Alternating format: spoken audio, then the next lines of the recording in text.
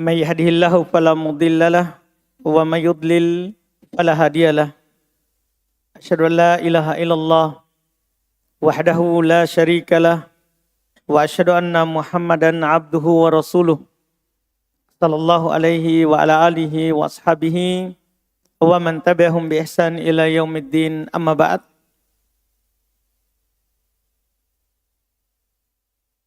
Alhamdulillah, pada malam hari ini kita melanjutkan kajian kitab Bulughul Maram min Adillatil Ahkam karya Imam Al-Hafidh Ibn Hajar Al-Asqalani rahimahullahu ta'ala.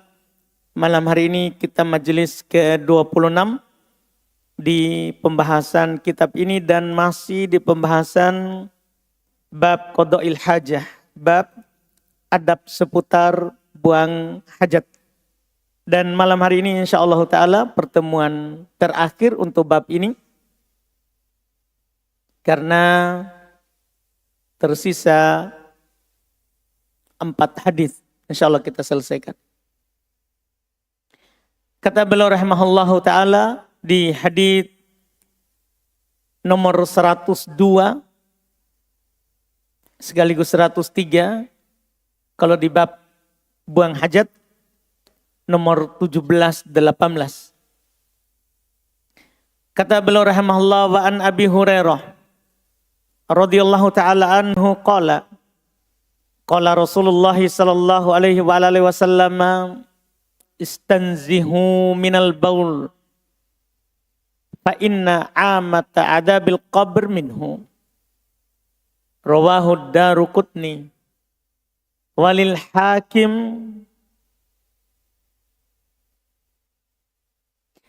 aktsaru adabil qabr minal baul wa huwa sahihul isnad. Kata beliau dari Abu Hurairah radhiyallahu taala anhu, beliau berkata Rasulullah sallallahu alaihi wasallam bersabda, istanzihu minal baul, sucikanlah diri kalian dari air kencing. Fa inna amata adabil qabr minhu, maka sungguh kebanyakan siksa kubur itu berasal darinya.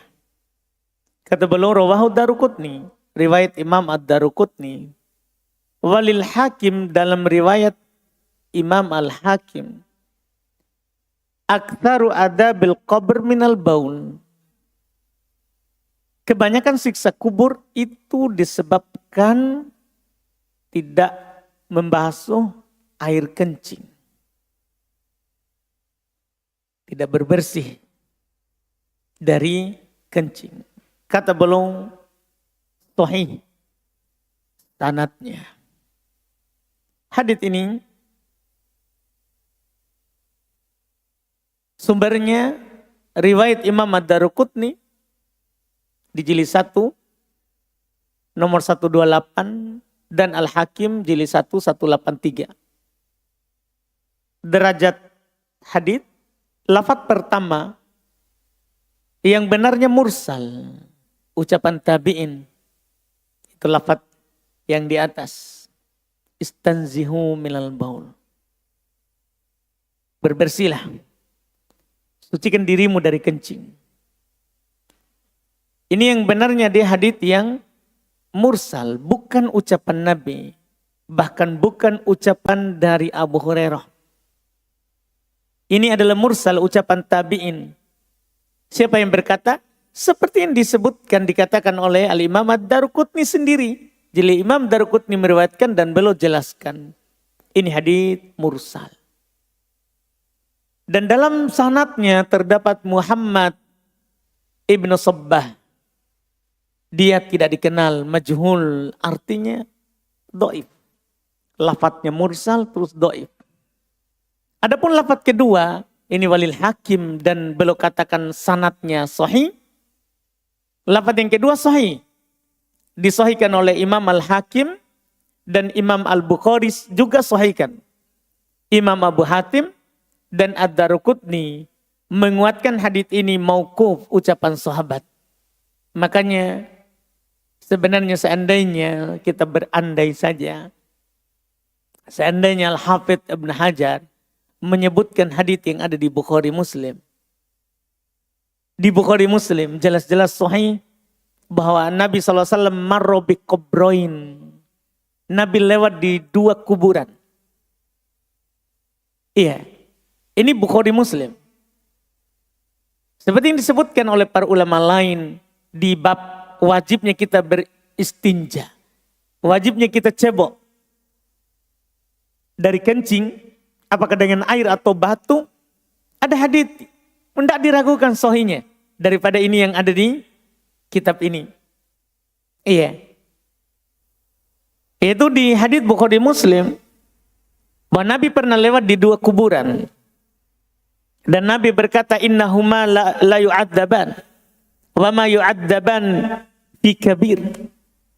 Sungguh keduanya lagi disiksa dan tidaklah keduanya disiksa karena dosa besar. Menurut pandangan orang. Di antara yang disebutkan oleh Nabi salah satunya, akana ahaduhuma la yastanzihu minal baul. Adalah salah satu dari keduanya tidak cebok, tidak beristinja dari kencing. Jadi habis kencing, tidak dicebok pakai air, tidak juga pakai batu atau penggantinya batu. Seandainya belum sebutkan hadits ini, itu lebih bagus. Iya. Fikih hadits, pertama tentunya, najisnya kencing manusia. Itu tentunya. Dan itu disepakati. Kencing manusia itu najis. Disepakati. Dalil akan najisnya sangat banyak. Sangat banyak sekali. Di Bukhari Muslim banyak. Dan wajibnya membersihkan badan dan pakaian darinya. Serta tidak bolehnya bermudahan dengannya. Karena keumuman adab kubur dari itu. Banyak orang tidak melakukannya. Banyak orang bermudahan, kencing, buka kancing celana, langsung. Setelah itu, tanpa dicuci dengan air atau di istinja dengan batu atau pengganti batu, langsung dia tutup. Banyak orang bermudahan, tapi itu menjadi sebab adab kubur. Itu menjadi sebab adab kubur. Tidak boleh kita bermudahan dari yang namanya kencing. Iya. Itu pertama najis. Wajib kita beristinja darinya. Apakah badan ataupun pakaian. Dan tidak boleh kita bermudahan. Karena ini sebab adab kubur. Kemudian yang kedua, wajibnya membersihkan tempat keluarnya kencing. Dan kotoran tentunya. Setelah buang air besar atau kecil. Dan ini juga disepakati. Walaupun hadits di buku ini diperselisihkan. Dibicarakan sanadnya. Tapi kita tidak berdalil dengan ini. Ini cuma kandungannya. Kita lebih berdalil dengan hadits-hadits yang lain. Hadits-hadits yang lain yang tentunya lebih sahih dari apa yang belum sebutkan. Yang jelas. Masalah air kecil atau air besar ini tidak boleh kita bermudahan dengannya. Tidak boleh kita bermudahan dengannya. Karena pertama najis. Ketika di badan kita najis, sholat tidak sah. Karena tidak sah, sholat dengan badan kita ada najis. Di badan kita ada najis. Di pakaian kita ada najis. Tidak boleh sholat menggunakan pakaian yang najis. Dan semua ini disepakati oleh para ulama, tidak ada silang pendapat. Tidak ada silang pendapat. Bahwa ketika kita sholat, wajib badan kita bersih dari najis, dari kotoran, air besar atau air kecil. Pakaian kita harus bersih dari najis. Tempat ibadah kita harus bersih dari najis. Semua ini disepakati. Iya. Dan tanpa melaksanakan sholat pun kita juga harus berbersih dari yang namanya ini najis. Walaupun kita tidak mau sholat. Walaupun kita tidak mau sholat, wajib kita berbersih darinya. Iya, karena ini adalah sebuah ketentuan dalam syariat kita.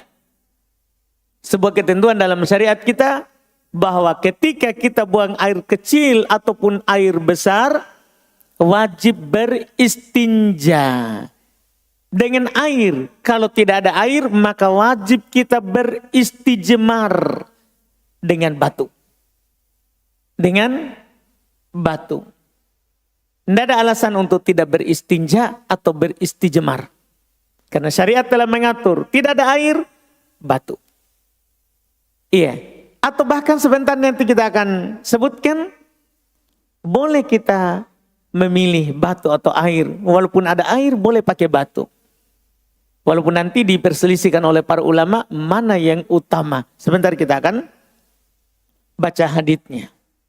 Kemudian hadits berikutnya, 104. Kata beliau, wa an Suraqah Ibn Malik radhiyallahu ta'ala anhu qala allamna Rasulullah sallallahu al-harokat ya. Iya, boleh kalau ini salah sukun di mimnya. Allamana Rasulullah. Iya, nanti kita perbaiki. Jadi mimnya diharokati tidak sukun. Allamana Rasulullah sallallahu alaihi wa alihi wasallam fil khala anna, itu juga salah ya, annaq'uda alal yusra wa nansibal yumna. Iya, ini saya lupa periksa, hanya saya fotokopi saja di tulisannya, lupa diperbaiki harokatnya di harokat percetakan. Rawahul Baihaqi bisanadin dhaif.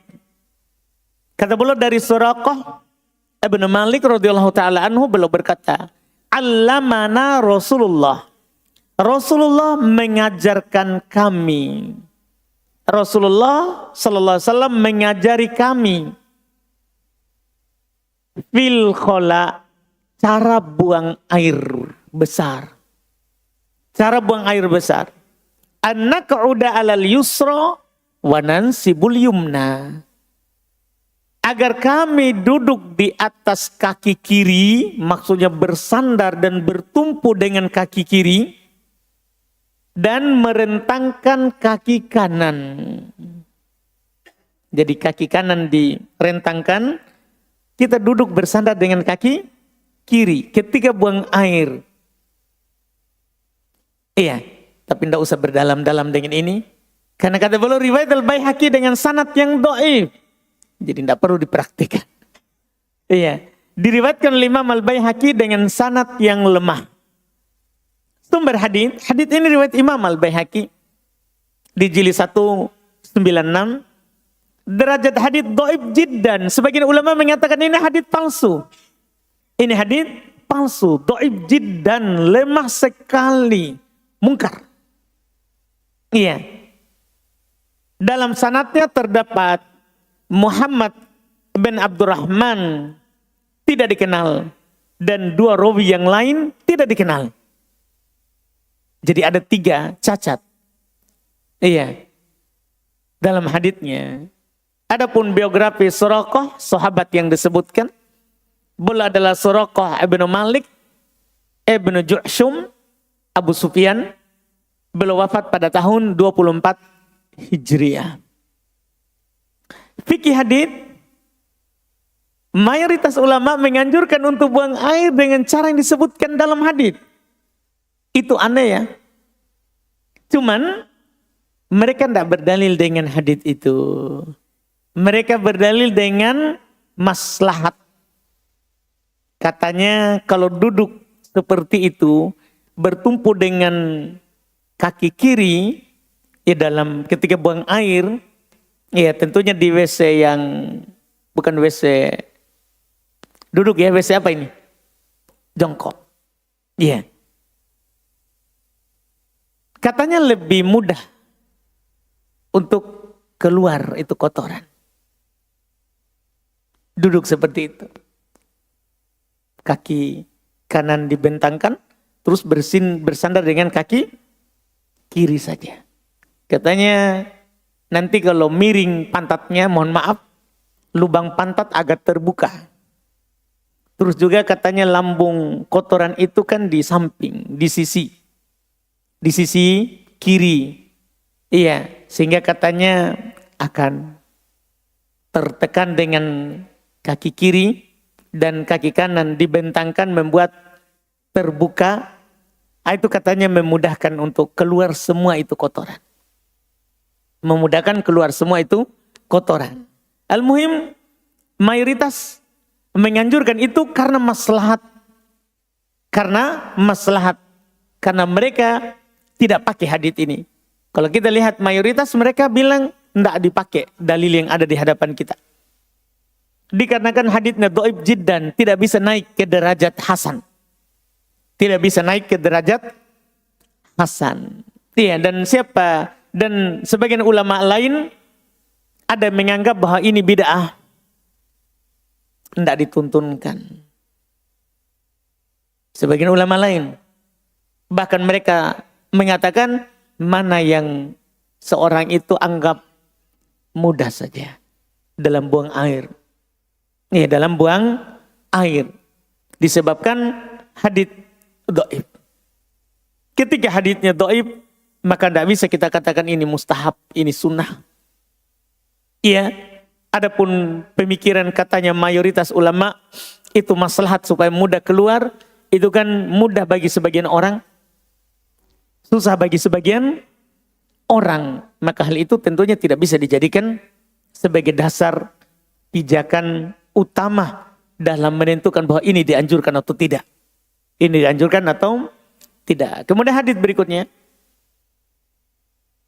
Wa Isa ibn Yazdad an Abi qala Rasulullah sallallahu alaihi wa ala alihi wasallam idza bala ahadukum falyanthur dzakarahu thalatha marratin rawahu Ibnu Majah bi sanadin dhaif. Kata pula dari Isa ibn Yazdad dari bapaknya, beliau berkata Rasulullah sallallahu alaihi wasallam bersabda, "Idza bala ahadukum falyanthur dzakarahu thalatha marrat." Apabila seseorang di antara kamu telah selesai dari buang air kecil, maka hendaklah dia mengurut kemaluannya 3 kali. Nah, ini ada ritual khusus. Iya. Diriwayatkan oleh Ibnu Majah dengan sanad yang dhaif. Hadits ini diriwayatkan oleh Ibnu Majah di dalam Sunan Ibnu Majah nomor 326. Derajat hadits dhaif. Hadits ini dhaif karena di dalam sanadnya terdapat Isa ibn Yazdad dan ayahnya. Keduanya tidak dikenal. Ini Isa ibn Yazdad tidak ditahu siapa. Kemudian bapaknya tidak ditahu siapa. Tidak ditahu siapa bapaknya. Juga tidak dikenal. Maka menyebabkan hadits ini adalah hadits yang dhaif. Hadits yang dhaif.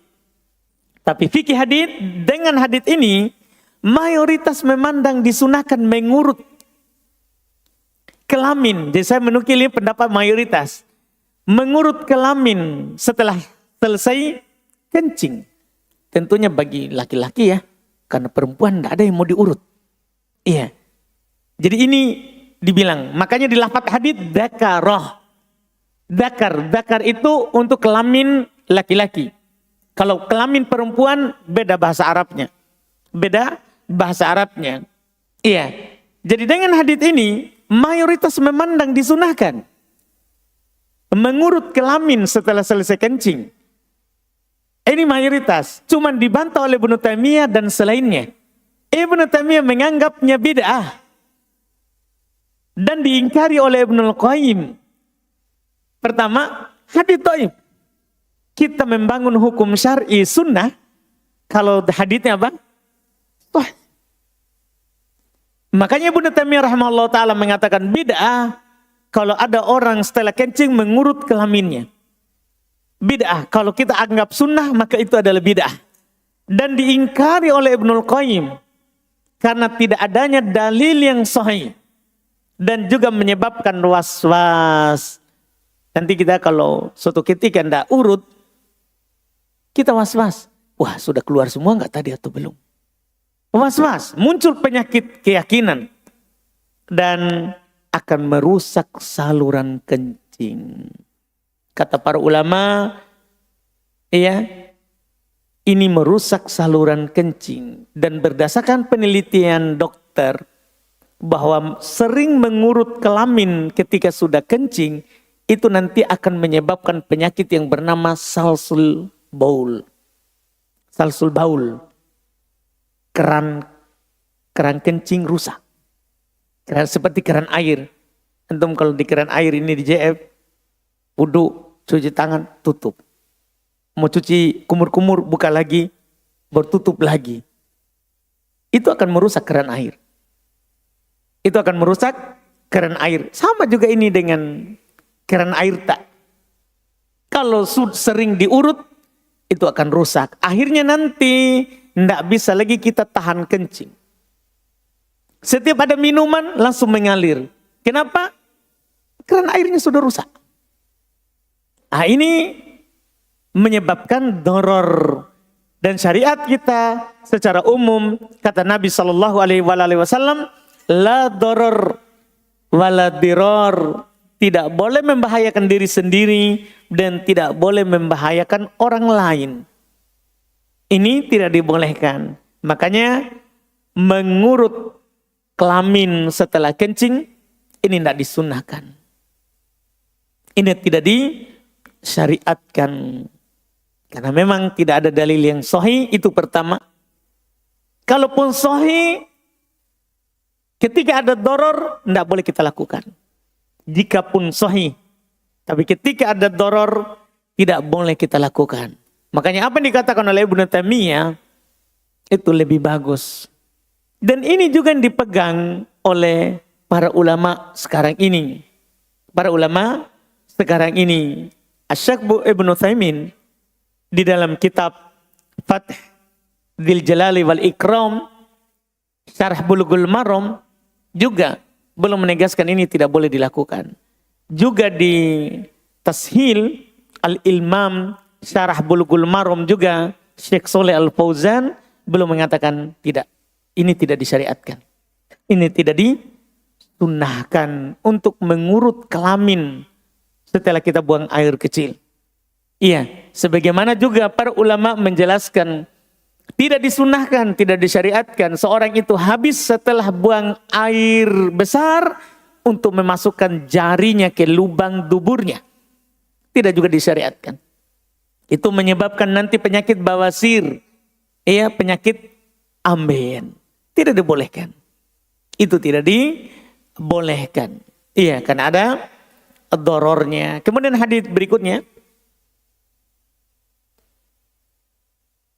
Kata beliau an Ibnu Abbasin radhiyallahu taala anhuma qala anna nabiyya sallallahu alaihi wa alihi wasallam sa'ala ahla Quba'in faqalu inna nutbi'ul hijaratal ma rawahul Bazzar bi sanadin dhaif wa asluhu fi Abi Dawud wa Tirmidzi wa sahhaha Ibnu Huzaimah min hadithi Abi Hurairah radhiyallahu taala anhu biduni dzikr al-hijarah. Kata beliau dari Ibnu Abbas radhiyallahu taala anhuma, beliau berkata Rasulullah sallallahu alaihi wasallam bertanya kepada penduduk Kuba, itu penduduk yang berada di sekitar Masjid Kuba, masjid yang pertama sekali dibangun dalam Islam oleh Nabi sallallahu alaihi wasallam. Mereka berkata, sesungguhnya kami selalu beristinja dengan air setelah dengan batu. Jadi mereka itu selalu menggabungkan batu dulu, baru setelah itu dengan air. Ini diriwayatkan oleh Imam Al-Bazzar dengan sanad yang lemah. Dan asal hadits ini ada dalam riwayat Abu Dawud dan At-Tirmidzi dan hadits tersebut dinilai sahih oleh Ibnu Khuzaimah dari hadits Abu Hurairah radhiyallahu taala anhu tanpa menyebutkan istinja dengan batu, hanya air. Dalam riwayat Abu Hurairah. Sumber hadits Ibnu Abbas itu riwayat Imam Al-Bazzar dalam kitab Kashful Astar nomor 247. Kemudian hadits Abu Hurairah riwayat Imam Abu Daud nomor 44, At-Tirmidzi nomor 3357. Derajat hadits Ibnu Abbas dhaif. Yang pertama itu karena terdapat rawi yang bernama Muhammad ibn Abdul Aziz Az-Zuhri dan ada juga Abdullah ibnu Syabib. Keduanya riwayat rawi yang dhaif. Keduanya rawi yang dhaif. Adapun hadits Abu Hurairah dhaif. Juga dalam sananya terdapat rawi yang bernama Yunus bin Al-Harith dhaif, dan juga ada Ibrahim ibn Abu Aun tidak dikenal. Jadi ini riwayat-riwayat yang mengkompromikan, mengumpulkan batu dan air dalam beristinja dhaif. Dhaif.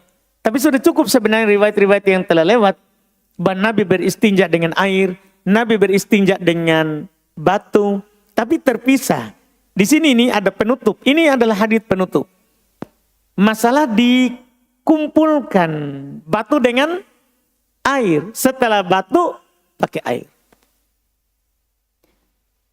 Iya. Maka kita perlu bicarakan fikih hadits. Sunnahnya beristinja dengan batu atau air. Kalau ini sudah lewat. Hadits-hadits sebelumnya. Ketika sahabat menukil Nabi beristinja dengan batu. Nabi beristinja dengan air. Makanya sunnah dengan batu atau dengan air.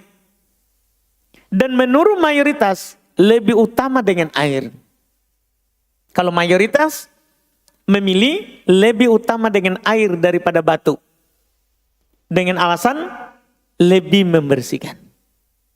Air itu lebih bersih dibandingkan dengan apa? Batu. Walaupun pakai batu, boleh. Iya. Dan sunnahnya mengumpulkan air dan batu.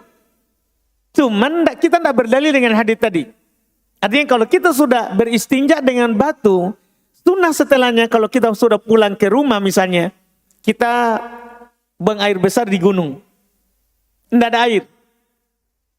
Iya, atau di tanah lapang. Kita tidak bawa air. Terus kita pakai batu. Ketika sampai di rumah, sunnah katanya menggunakan air. Kenapa? Tidak pakai dalil yang ada di buku. Yang mereka katakan adalah lebih hati-hati dan lebih sempurna. Lebih hati-hati dan lebih sempurna. Dari mana lebih hati-hatinya? Kata mereka, siapa tahu masih ada sisa yang tidak kena gosokan batu tadi. Iya. Dan itu tentunya tidak bisa dihindari. Walaupun al-yasir mu'fa, ya, yang sedikit itu dimaafkan, cuman hati-hatinya kita pakai air. Iya, setelah pakai batu. Dan ini lebih sempurna. Ini adalah lebih sempurna. Kita tidak berdalil dengan hadits yang ada di buku, disebabkan hadits yang ada di buku semuanya adalah dhaif. Walaupun ada ulama yang mensahihkannya, cuman yang disahihkan riwayat yang kedua. Yang tidak ada penyebutan kata batu. Yang tidak ada penyebutan kata batu. Oleh karena itu, pembahasan ini sunnah beristinja dengan air dan batu itu boleh.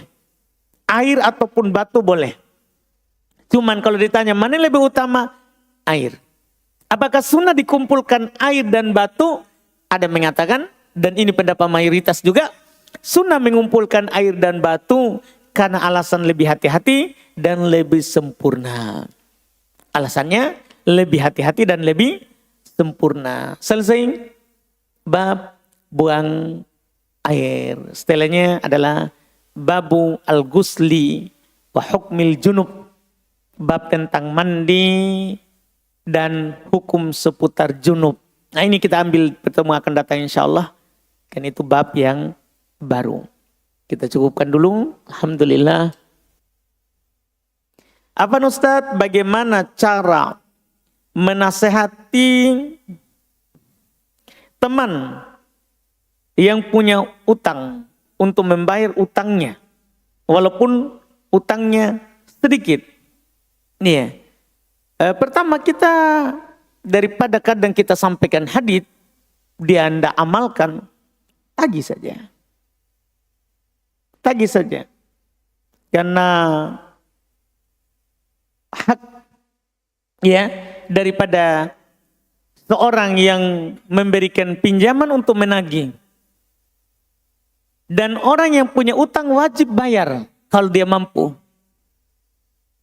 Kecuali kalau dia tidak mampu, maka si pemberi pinjaman boleh untuk boleh untuk mengulurnya.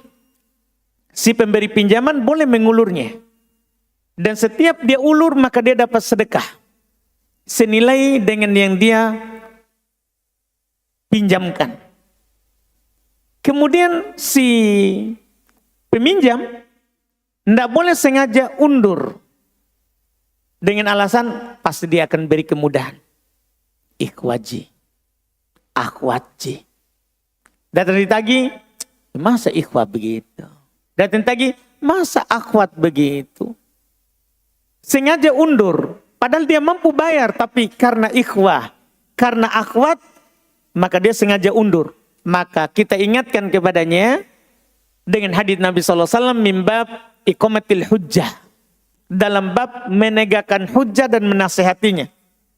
Nabi SAW bersabda, matlul goni dulmun, orang mampu bayar sengaja undur, dolim. Dolim. Yang mampu bayar utangnya sengaja dia undur, maka dolim. Tidak boleh kita mengundur utang. Apalagi di pertanyaan dia bilang utangnya apa? Sedikit. Utangnya adalah sedikit. Iya. Siapa punya pertanyaan itu? Santri? Ya mengaku saya bayar utangnya. Santri? Hah? Bukan? Tidak ada yang berani? Masya Allah, saya bayarkan utangnya kalau mengaku. Siapa? Kau utang sedikit toh? Sedikit. Kalau banyak tidak. Nah, siapa ini? Bismillah. Siapa?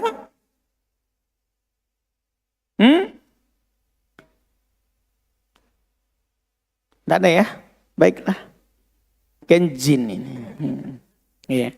Ustadz, apakah darah wasir atau ambeien itu darah istihadah? Baik. Darah istihadah itu darah yang keluar dari kelamin depan, bukan kelamin belakang. Iya, itu darah istihadah yang keluar di kelamin depan. Adapun di belakang darah karena luka. Darah karena luka. Bisalah dibilang istihadah karena sama-sama darah karena lecet. Iya, istihadah kan karena adanya urat yang lecet atau urat yang putus dari seorang perempuan. Maka dari sisi itu bolehlah kita namakan dengan darah istihadah. Nih, tapi orang biasanya bilang darah ambeien, bukan darah istihadah. Tidak ada bilang, keluar ambeienku, keluar istihadahku. Tidak ada. Iya, biasanya orang, wallahualam. Bagaimana cara kita bertaubat dari solat yang dahulu selalu kita tinggalkan karena malas? Apakah boleh diqadha dalam kurung solat wajib? Tidak. Wajib kita bertobat, menyesali apa yang telah lewat, dan berjanji kepada Allah untuk tidak mengulanginya. Tidak wajib qadha. Tidak wajib qadha. Itu terkait dengan solat yang sudah lewat.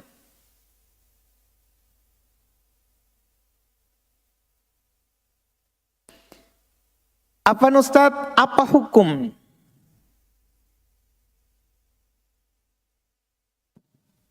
muslimah yang memakai pakaian selain warna hitam? Tidak apa-apa. Tidak ada masalah. Yang penting dia menutup auratnya. Yang penting dia jangan berpakaian tapi telanjang. Artinya tidak terawang kulitnya. Tidak harus warna hitam. Cuma warna hitam itu lebih menutup. Tidak ada Nabi anjurkan ilbasi as-sawat. Pakailah pakaian hitam. Tidak. Tapi Nabi hanya mengatakan almar atau aurah. Perempuan itu adalah aurat. Perempuan itu adalah aurat. Apanya? Seluruhnya. Tidak ada yang dikecualikan oleh Nabi SAW. Perempuan itu adalah aurat. Iya. Kalau pakaiannya sudah menutup auratnya, sudah terpenuhi. Tanpa disebut warna apa. Nah, kecuali nanti warna itu kita atur karena sebab lain. Misalnya biasanya orang kalau pakai warna itu akan dianggap bertabaruj. Bertabaruj, maka tidak boleh karena kita perempuan tidak boleh bertabaruj. Itu saja. Bukan karena masalah harus warna hitam misalnya. Tidak. Seorang boleh warna coklat. Boleh saja. Boleh warna abu-abu. Boleh. Yang penting menutup aurat. Menutup aurat. Itu pada intinya. Yang penting tadi. Pakaian itu tidak bernilai tabarruj. Tidak bernilai tabarruj. Wallahu alam.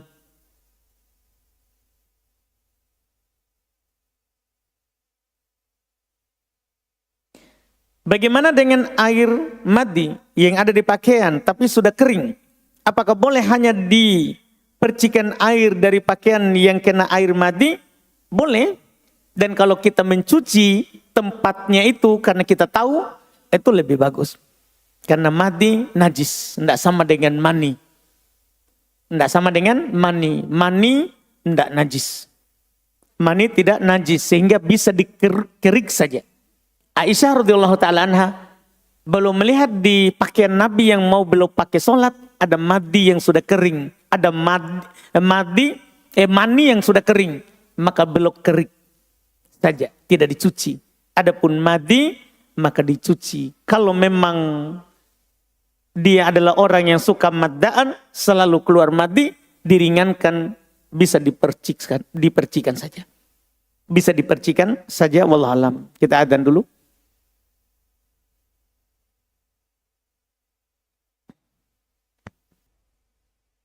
Baik, kita lanjut.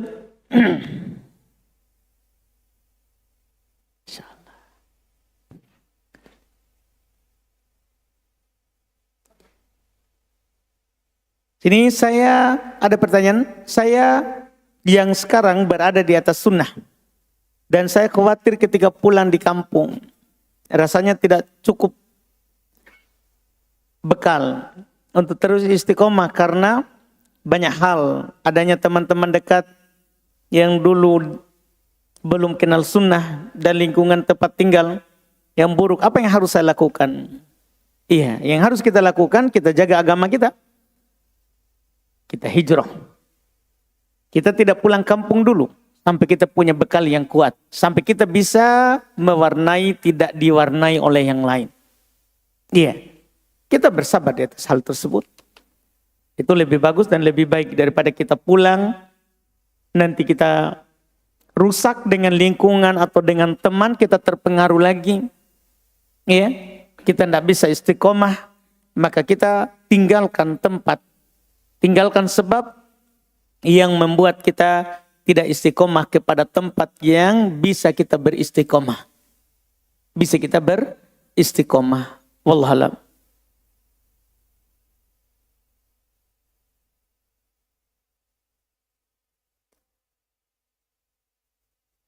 Apa hukumnya Ustadz menggoyangkan jari saat tasyahud akhir? Ada hadits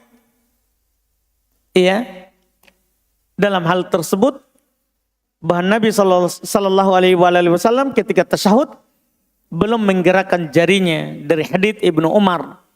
Dalam riwayat Muslim tidak ada menggerakkan jari. Kemudian ada tambahan di luar daripada Muslim menggerakkan jari. Menggerakkan jari. Dan yang menambahnya adalah rawi yang bernama Zaidah ibnu Qudamah. Dia menyelisihi rawi yang lebih kuat darinya. Dia menyelisihi rawi yang lebih kuat darinya. Oleh karena itu ulama hadits menganggap riwayat Zaidah ibnu Qudamah syadz, lemah. menganggap riwayat Zaid bin Qudamah adalah riwayat yang lemah karena menyelisihi rawi yang lebih kuat, sehingga tidak disunnahkan menggerakkan jari saat bertasyahud. Bagaimana hukumnya Ustaz? Anak tidak pergi sholat di masjid karena imamnya ahlu bid'ah dan masjidnya sering ditempati merayakan perayaan bid'ah. Apakah sah sholat apabila sholat di masjid tersebut? Sah. Kita tetap pergi sholat. Masalah bid'ahnya dosanya mereka. Dosanya mereka. Wajib kita sebagai laki-laki untuk pergi ke masjid sholat berjamaah. Sholat berjamaah. Kalau mereka melakukan maulid, melakukan dzikir berjamaah, melakukan bid'ah-bid'ah yang lain, ya mungkar, maka itu adalah dosa dan salah mereka. Sholat kita sah. Wallahualam.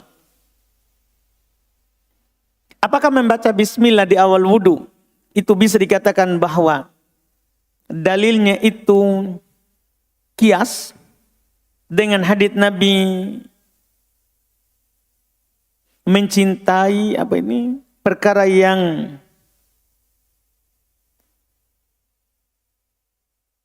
diawali dengan bismillah?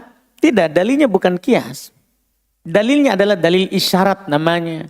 Di tempat lain Nabi melakukan perbuatan-perbuatan yang baik, itu mengawalinya dengan bismillah. Maka kita bukan kias namanya, dalil isyarat. Dalil isyarat. Dan dalil isyarat itu masuk dalam bagian mantuk, bukan mafhum. Bukan mafhum. Kias itu kan adalah tidak ada dalil, kemudian kita samakan. Dalam bab ibadah tidak dipakai kias. Kias itu dipakai dalam muamalah. Wallahualam. Apa hukum mengambil makanan dari perayaan maulid atau acara tahlilan dan lain sebagainya? Haram, tidak boleh. Tidak boleh memakan dari perayaan bid'ah. Tidak boleh memakan makanan dari perayaan-perayaan yang menyelisihi syariat. Apakah darah atau nanah bekas luka termasuk najis? Dan bagaimana jika terkena pada pakaian yang ingin kita pakai untuk sholat? Apakah sholat kita sah? Ada sedikit perselisihan tentang darah, iya atau nanah, apakah dia najis atau tidak. Dan pendapat yang benarnya, darah manusia itu tidak najis.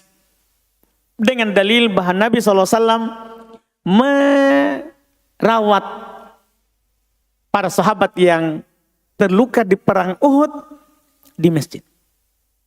Di masjid, keluar darahnya, mengalir darahnya. Kalau darah manusia itu najis, tidak boleh dimasukkan di masjid.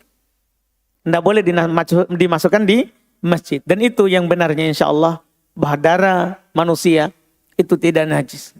Itu tidak najis.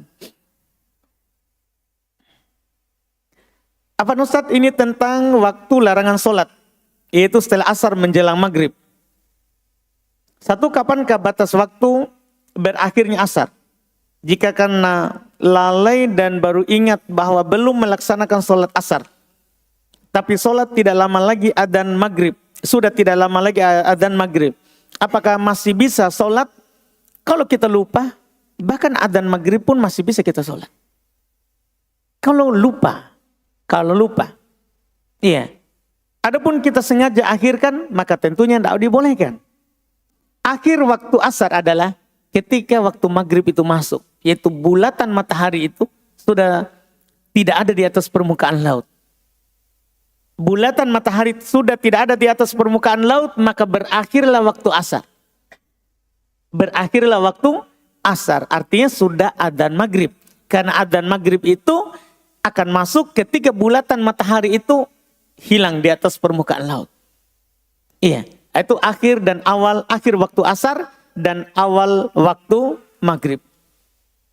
Jadi kita tetap sholat, apalagi ini dalam pertanyaan ini, iya, lupa, lalai, lupa, iya, maka wajib kita sholat kapan kita ingat.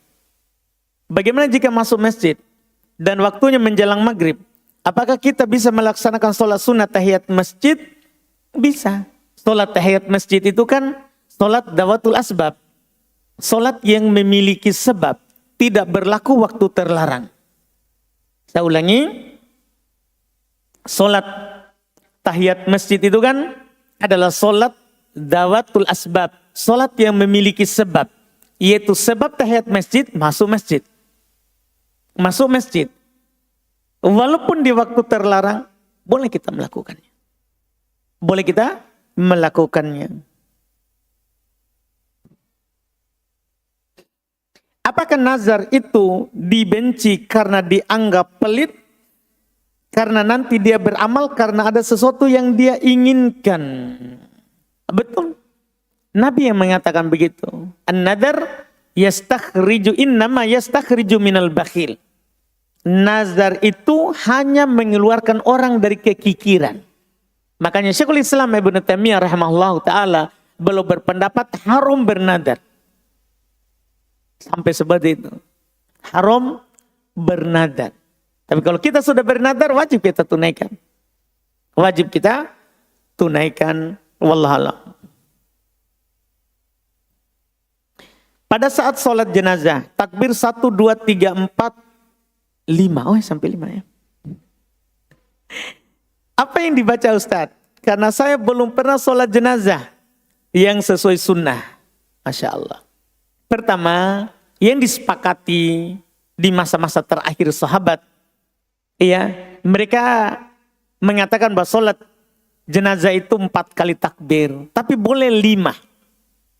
Boleh 5 sah dari Nabi, boleh 7 sah dari sahabat, boleh 9 sah dari sahabat. Adapun yang paling sering Nabi lakukan 4. Itu ada di Bukhari Muslim. 4 kali takbir. Takbir pertama kita baca iftitah, kemudian Al-Fatihah. Takbir kedua kita baca sholawat. Kita baca sholawat. Takbir ketiga kita baca doa untuk mayat. Kalau tidak ada doa yang kita hafal dari Nabi, baca saja doa yang kita hafal untuk kemaslahatan mayat. Bisa kita hanya ulang-ulang Allahumma gfir lahu atau Rabbi gfir lahu. Atau bahkan para ulama mengatakan kita baca Rabbana atina fid dunya hasanah wa fil akhirati hasanah wa qina adzabannar. Masuk juga mayat. Masuk juga mayat. Itu dibolehkan. Itu dibolehkan. Kemudian salam yang takbir keempat, salam. Takbir keempat kita salam.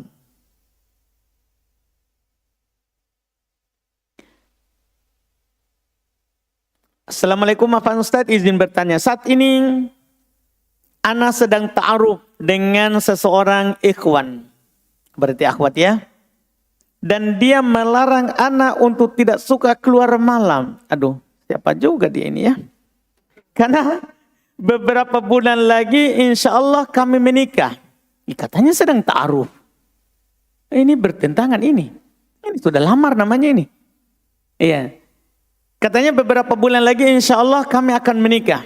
Apakah boleh ana mentaatinya Ustadz?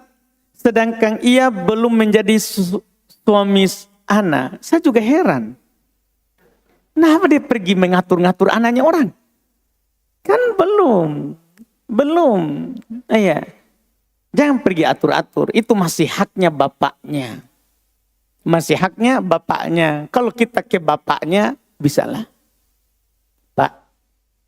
Ini kan anak tak sudah mau milaku. Iya, insya Allah sama saya. Tolong dijaga. Jangan suruh keluar malam. Bolehlah kita ke bapaknya.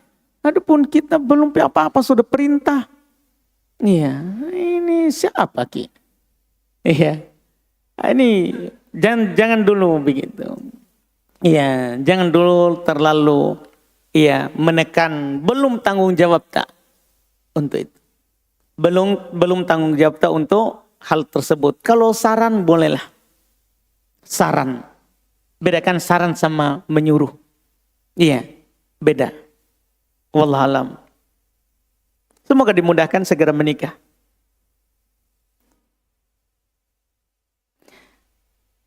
Apa Ustadz? Insya Allah sebentar lagi anak akan menikah. Masya Allah. Lagi ya. Iya. Boleh.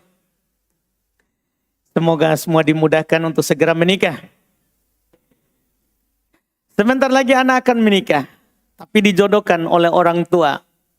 Sebelumnya saya sudah menolak karena merasa di umur saya sekarang, saya merasa belum bisa ke jenjang pernikahan. Dan saya ingin kerja dulu dan ingin merasakan berpenghasilan sendiri tanpa bergantung dengan orang lain. Mohon nasihatnya Ustadz, bagaimana caranya supaya saya bisa ikhlas menerima perjodohan ini? Karena saya merasa saya tidak diperlakukan secara adil. Pertama, siapa ini? Kita laki-laki atau perempuan? Siapa ini? Dari mana? Dari atas ini ya? Dari Ahwat ya? Dari Ahwat ini? Dari Ahwat? Oke, jadi oh, ciri-cirinya bagus tulisan. Kamu ini perhatikan lagi tulisan. Bahayamu itu. Pertama, antum perhatikan tulisannya Ahwat. Kedua, antum merendahkan Ikhwan. Berarti Ikhwan semua jelek tulisannya. Aduh, termasuk saya ya. Masya Allah. Bahaya sekali. Lain kali jangan duduk sini. Bahaya. Masya Allah. Mundur-mundur sedikit saudara. Aduh, bahaya ini. Dia tahu rahasia saya. Alhamdulillah. Kalau ini dari akhwat, tentunya dia taat orang tuanya. Kalau dari akhwat. Kan akhwat tidak wajib bekerja. Akhwat tidak wajib menafkahi dirinya dan tidak wajib menafkahi suaminya. Iya. Taat saja. Makanya dalam hadis Nabi SAW ketika membicarakan masalah perwalian, persetujuan pernikahan terkait dengan perempuan, maka Nabi hanya membedakan antara janda dan gadis dari sisi jawabannya. Kalau janda, tunggu dia ngomong, dia tanya, ada ini yang melamar. Kamu mau nggak? Ditawarkan, tetap orang tuanya kasih tahu. Iya. Kalau janda, tunggu dia bilang. Karena janda kan sudah berani. Iya, untuk ngomong. Untuk bicara. Kalau gadis, cukup dia diam. Iya, atau dia senyum. Atau mukanya memerah. Atau dia malu-malu. Sudah. Itu adalah izinnya. Itu adalah izinnya. Dan terkait dengan perempuan, kalau datang kepada kalian orang yang kalian ridho agamanya, terima. Terima. Itu kan disebutkan. Jangan pikir untuk bekerja. Beda kalau ikhwan. Kalau laki-laki memang harus dia perhatikan dulu. Mau maju untuk melamar orang, ya dia harus pikirkan. Karena kapan dia bilang, saya terima nikahnya si Fulanah bintu Fulan, maka wajib dia nafkahi. Tidak ada silang pendapat di kalangan para ulama, wajib dia kasih makan istrinya. Wajib dia kasih pakaian istrinya. Wajib dia kasih tempat tinggal istrinya. Itu disepakati oleh para ulama. Wajib itu. Nah, ini bedanya antara laki-laki dan perempuan. Makanya perlu ditahu tadi, dan teman saya bilang yang di samping kayaknya perempuan. Iya. Alhamdulillah. Sini ada pertanyaan berikutnya lagi. Suami saya malas untuk zikir pagi petang. Padahal beliau sendiri tahu pentingnya. Saya ingin arahannya Ustadz untuk menyampaikan ke beliau sebagai istri bagaimana baiknya. Mungkin juga beliau bisa dengar di kajian hari ini. Masya Allah. Aduh, kita jadikan saya di tengah-tengah ini ya. Karena di antara jamaah belum ada di sini. Masya Allah. Kita kenal ini tulisannya. Alhamdulillah. Sabar ya. Sabar. Jadi memang jangan kita tersinggung. Sebagai suami, jangan tersinggung. Karena jangan sampai, kenapa saya bilang dulu begitu, jangan sampai sebentar kita pulang bertengkar. Iya, gara-gara masalah kertas. Jadi pada dasarnya kata para ulama kita, man nasohat faqad ahabbak. Siapa yang menasehatimu, menegurmu, maka itu ciri dia cinta kepadamu. Artinya kalau ada istri dia tegur ketika kita salah, dia ingatkan ketika kita lalai, berarti dia suka. Itu ciri dia cinta sama kita. Tapi kalau dia sudah mulai tidak peduli, itu sudah tidak ada lagi rasa. Tidak ada lagi rasanya sama kita. Makanya kalau ada istri tak begini, Masya Allah, cium ki. Istri tak peluk, sayangi dia. Karena dia peduli dengan kita, berarti dia cinta sama kita. Makanya siapa saja ini suaminya, berbahagialah punya istri yang selalu menginginkan kebaikan untuk kita. Iya, itu adalah ciri kebahagiaannya seorang itu. Punya istri yang membantu kita dalam ketaatan kepada Allah. Iya, membantu kita dalam ketaatan kepada Allah. Itu lambang kebahagiaannya laki-laki dalam kehidupan dunia ini. Dalam kehidupan dunia ini. Maka bersyukur untuk hal tersebut. Kalau diingatkan, bilang jazakillahu khairan. Iya. Dan adapun untuk menasehati, iya, suami tadi, tentunya pertama, kalaupun kita merasa bahwa saya ini aman di kehidupan dunia ini, tidak pernah dapat bahaya dalam sehari-hari. Tapi minimal kita tahu bahwa dzikir pagi petang itu kan ibadah. Itu saja dulu. Iya, itu adalah ibadah.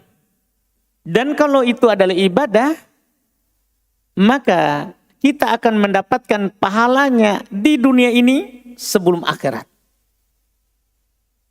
Karena nanti pada hari kiamat, kita akan dibangkitkan oleh Allah Subhanahu wa taala mendapatkan apa yang ada di dunia yang kita amalkan itu di akhirat.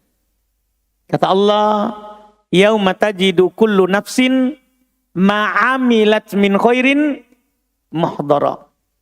Pada hari kiamat nanti, setiap jiwa akan mendapatkan apapun yang diamalkan di kehidupan dunia hadir di hadapannya. Hadir saat bahkan istri kita sekarang ini yang menginginkan kebaikan itu kepada kita, lari dari kita. Yauma yafirul mar'u min akhi wa ummihi wa abi wa sahibatihi wa bani. Hari itu nanti hari kiamat. Ketika itu terjadi, seorang akan lari dari saudaranya, lari dari ibu bapaknya, lari dari istri dan anak-anaknya. Saat itu semua lari dari kita, yang kita dapat di hadapan kita apa? Amalan yang pernah kita amalkan. Inilah nanti yang kita akan dapat. Dzikir pagi, dzikir petang. Itu kalau kita merasa ini, bahwa saya alhamdulillah tanpa dzikir pagi dan petang pun lapang, bahagia. Tapi kita ketahuilah, bisa saja kita bahagia ini di dunia ini sementara. Tapi kita sengsara ketika kita butuh amalan nanti saat masuk di kuburan. Saat masuk di kuburan. Kita butuh ucapan la ilaha illallah wala haula wala quwata illa billah. Ini ucapan, kalau kita ucapkan pendek, maka kita aman dari adab kubur. Kita kan butuh itu. Butuh itu. Saat kita ke kuburan, istri ketika kita meninggal, kembali ke rumahnya. Bahkan 4 bulan 10 hari kemudian ada yang melamar, dia sudah terima. Yang kita bawa ke kuburan apa? Bukan istri tadi itu, tapi amalan. Nah kalau kita ucapkan la ilaha illallah wala haula wala quwata illa billah, ini kan kalimat kita sudah hafal semuanya. Ini saya kita ucapkan dengan jujur di hati, itu syaratnya. Jujur dalam hati, ikhlas. Maka kita akan dilindungi dari adab kubur. Dari adab kubur. Itu kan keutamaan besar. Apalagi dikir-dikir pagi petang yang lain. Minimal untuk diri kita lah. Minimal untuk diri kita. Belum lagi dikir pagi petang itu adalah sebab kita tenang di kehidupan dunia ini. Misal, contoh, dibangun subuh. Kita baca Bismillahilladzi la yadurru ma'asmihi syai' fil ardi wala fis sama' wa has-sami'ul alim. Ini kan kalau kita baca pagi, kita tidak akan ditimpa oleh kecelakaan atau musibah yang sifatnya tiba-tiba sampai sore. Artinya kita keluar rumah kita aman. Kita merasa aman dan merasa tenang. Karena kita akan dilindungi sampai sore. Kalau kita baca lagi sore, kita akan dilindungi sampai subuh. Kan aman. Jadi kita tenang dalam berbuat, tenang dalam bertindak, tenang. Karena Allah jaga kita. Allah jaga kita. Ini baru satu kalimat.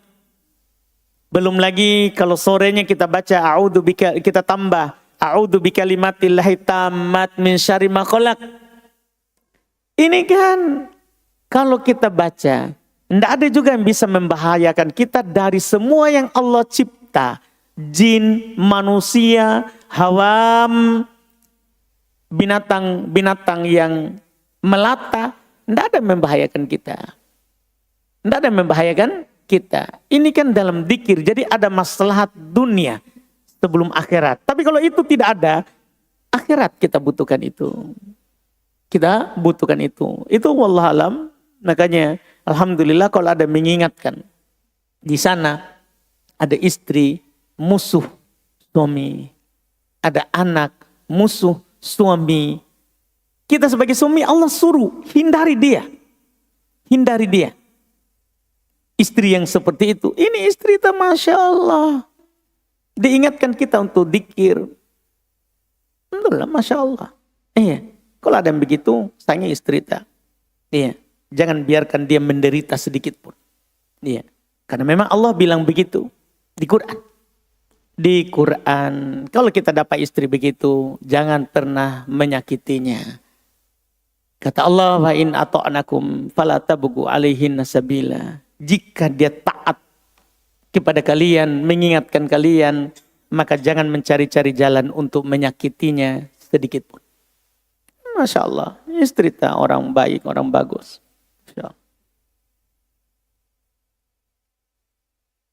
Baik, berikutnya. Ana lagi, Masya Allah, banyak sekali ini ya.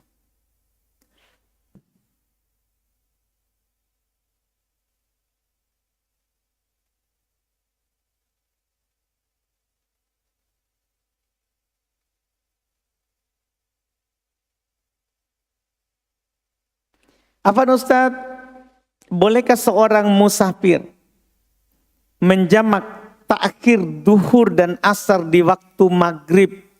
Waktu maghrib. Ulama manapun di dunia ini pasti akan bilang tidak boleh. Tidak ada orang bilang tidak boleh, tidak ada orang bilang boleh itu. Iya, jamak ta'khir itu maksudnya kita akhirkan sholat duhur ke waktu asar, bukan waktu maghrib. Bukan waktu maghrib. Kita akhirkan sholat maghrib ke waktu isya. Bukan akhirkan maghrib isya ke waktu subuh. Tidak ada orang bilang begitu. Tidak boleh. Tidak dibolehkan untuk mengakhirkan duhur asar ke waktu maghrib. Tidak dibolehkan.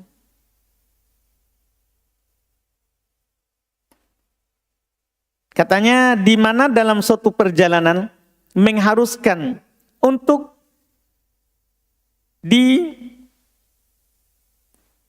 dianjurkan untuk sampai di tempat tersebut sebelum tiba larut malam. Sholat di kendaraan. Jadi ketika kita itu tidak bisa singgah. Tidak bisa singgah. Dan kalau kita tunggu turun di darat, akan menyebabkan waktu keluar, waktu duhur keluar, waktu asar keluar, maka sholat di atas kendaraan. Itu dibolehkan. Itu dibolehkan. Barakallahu fikum. Pertanyaan terakhir, kita cari terakhir. Alhamdulillah. Memang ya, kalau dilihat ini kertas-kertas dari ikhwan cukup meletihkan ya, saudara. Iya. Di akhwat memang cantik tulisannya. Ya, seperti teman saya bilang, kalau di ikhwan harus buka mata lebar-lebar sedikit. Nih ya. Seperti ini, sudah kertas kecil, tulisan kecil. Bandingkan dengan akhwat, kertas-kertasnya Masya Allah besar, tulisannya besar. Masya Allah, semoga Allah membalas akhwat semuanya. Di sini kita baca ini kertas paling kecil, tulisan paling kecil. Saya masih bingung dengan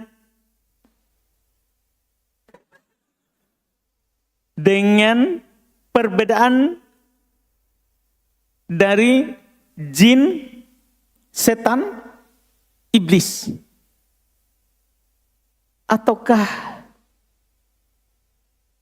Ataukah Allahu Akbar. Tidak jadi. Ini membuat Masya Allah. Iya. Kita ganti dengan ini sedikit. Boleh, ini terakhir. Iya. Masya Allah.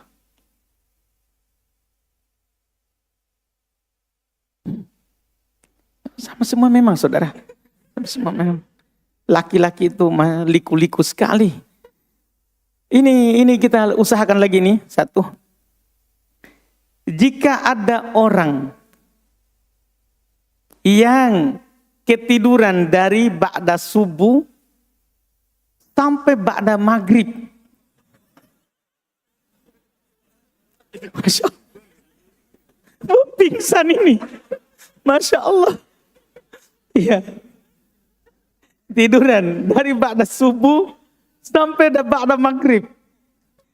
Maka apa yang harus dilakukan? Apakah mengerjakan semua sholat yang ditinggal atau sholat maghrib saja? Masya Allah, baiklah. Ya, kalau memang itu kejadian ya. Kejadian.